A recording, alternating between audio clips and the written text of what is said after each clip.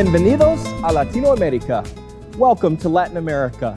We at Media Mice are expanding our coverage base from Asia Pacific internationally all the way out here to Latin America.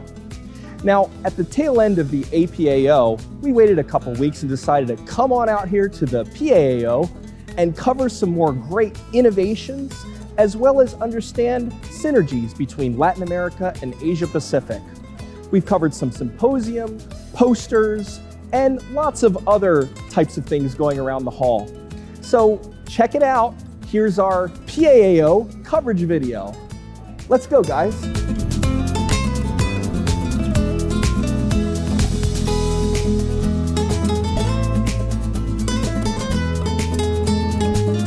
Dr. Evo Ferreira Rios has got to be among the most popular ophthalmologists in Latin America. He is the doctor that I saw single-handedly build a crowd in the PAAO exhibition area. His opinion clearly matters, and he is of the opinion that there are a lot of synergies in education and cooperation between Asia Pacific and Latin America ophthalmology. I think one of the most important things in order to be a master in anything is to have different perspectives of something that you do. You're doing the same procedure. I mean, you're doing phaco, and then suddenly you see somebody from Malaysia, somebody from Singapore, who has been trained in a completely different way, and with very interesting insights that you can apply. With Zoom and with the pandemic, we realized that the distances are, every time they're getting shorter and shorter, and then you can learn, you can collaborate, and magic happens. Again, you talk about that, and the magic word comes to me. Yes, I'm completely obsessed with simulation now, right? Not about the technology that simulates, but the simulation as an experience, simulation as an activity in where you can, basically, we can simulate everything, and in a simulated environment, everything is learning. When you simulate something, you make mistakes go away, and mistakes become a learning opportunity. And I think that's the power of simulation, right? You can do the same simulation activity here, India, Australia, or Japan, and we can design how an adult learns. We can, again, as I told you, we can change the situation in order for teaching to be effective. If you'd like to hear more from Evo, check out Ophthalmo University online, which has a variety of courses, podcasts, articles, and webinars available to anyone in the world, East or West. It's not only doctors bullish on East-West relations in ophthalmology, it's industry. Edson Chacor, LATAM Market and Commercial Excellence Head, J&J Surgical Vision, has some digital marketing projects together with the APAC team as they try to think of how to structure their digital journey both for patients and customers.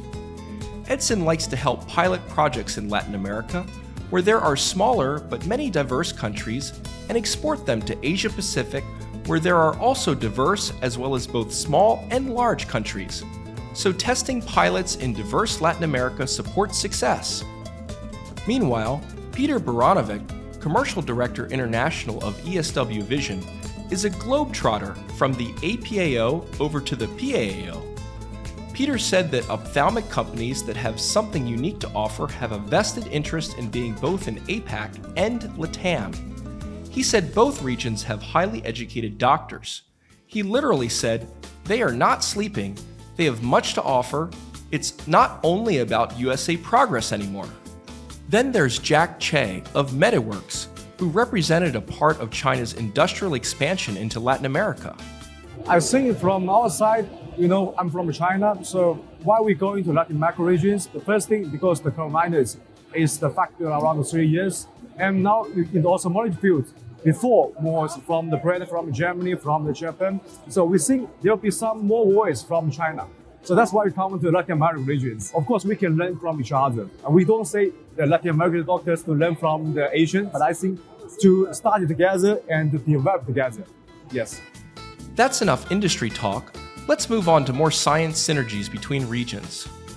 Sitting in Symposium, who did we spot but none other than Evo's partner, Dr. Andres Benatti, co-founder of Ophthalmo University. These guys get around. Andres was presenting on dry eye at the PAAO, but citing research in Japan. About 55 million office workers in Japan use personal computers at work, he said, and the incidence of dry eye among those visual display workers is more than 20%, leading to a cost of $741 per worker. It is estimated that nearly 60 million people suffer from computer vision syndrome globally, he said, and that 1 million new cases occur each year.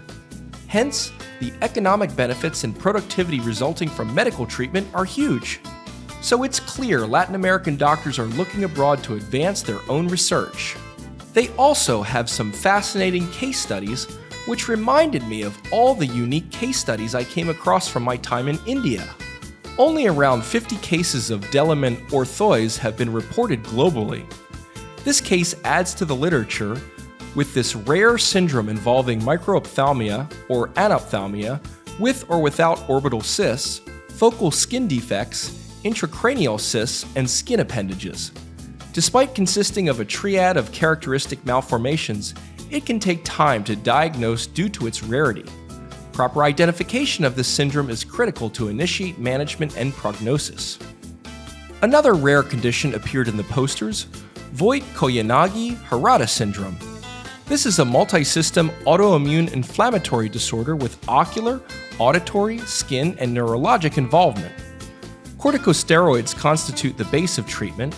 This 30-year-old female patient experienced favorable, improving visual acuity after treatment.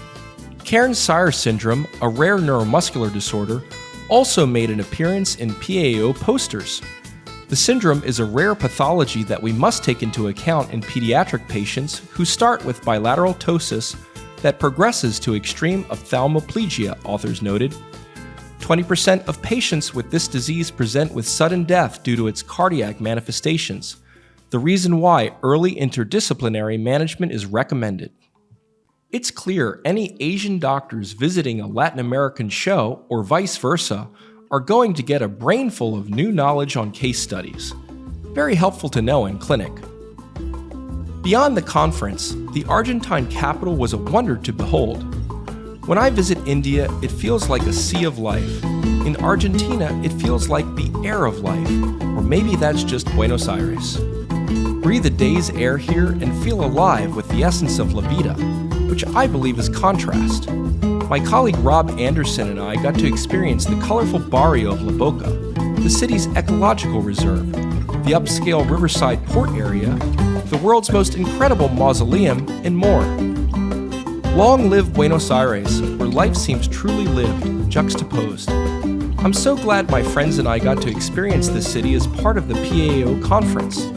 We wish Argentina the best of luck with current economic challenges, and know Argentines will rise to the occasion. You know, my friends, it's been a great experience being here in Latin America as part of, let's face it, the Asian community. That's where I live. To bring together ophthalmology from Asia Pacific to Latin America and beyond is part of my life's vocation. And I feel like we've started that journey and we're going to be going far beyond. So join us on this global journey of worldwide communication in ophthalmology. We're loving the medical education that's cross-cultural. We feel like communities worldwide can learn from each other. That's demonstrated here at the PAAO, as well as the APAO that we recently covered. So until next time, I'm looking forward to seeing you somewhere out there in the world with yet another jacket, of course. I'm Matt Young, CEO of Media Mice. See you, my friend.